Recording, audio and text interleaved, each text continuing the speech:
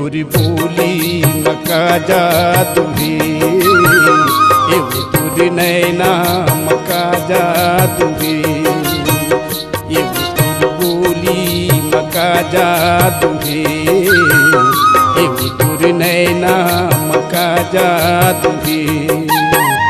एवो मोर फूल बतिया तोरी कजरारी अखियाँ, एवो मोर फूल बतिया तोरी कजरारी अखियाँ, का मोहनी का जादू डरे, एवो तोरी बोली मका जादू है, एवो तोरी नैना मका जादू है।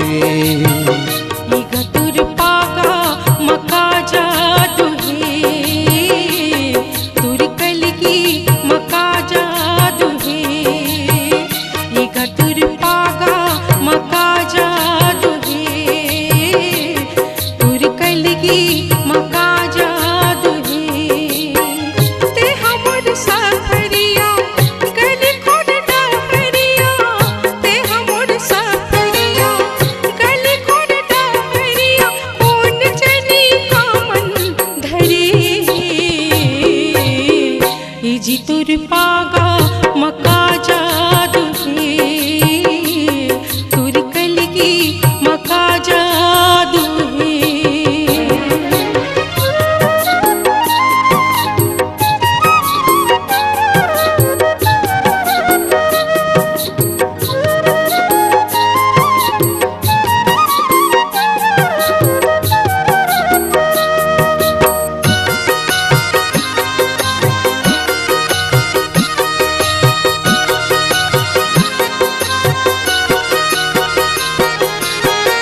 खन की चूरी चमकी टिकली, खन की चूरी चमकी टिकली, भारी मोला भार माथे, चुनुर चुनुर तोरे पाँव के पैरी, मनला मोर गुदगुदा थे, ये वो मोर पति रेंगी सपना के मोर संगी, ये वो मोर पति रेंगी सपना के मोर संगी, मीठ मंदिर रसियंग माँ बहे, ये वो तोरी बोली मका जादू है, ये वो तोरी नैना मका जादू है, गोरी तोरी बोली मका जादू है, नैना मका जादू है। ते हमर सफरिया गली कोड डहरिया, ते हमर सफरिया गली कोड डहरिया, कौन जनी का मन धरे, जी तुर पागा मका जादू है, तुर कलगी मका जादू है।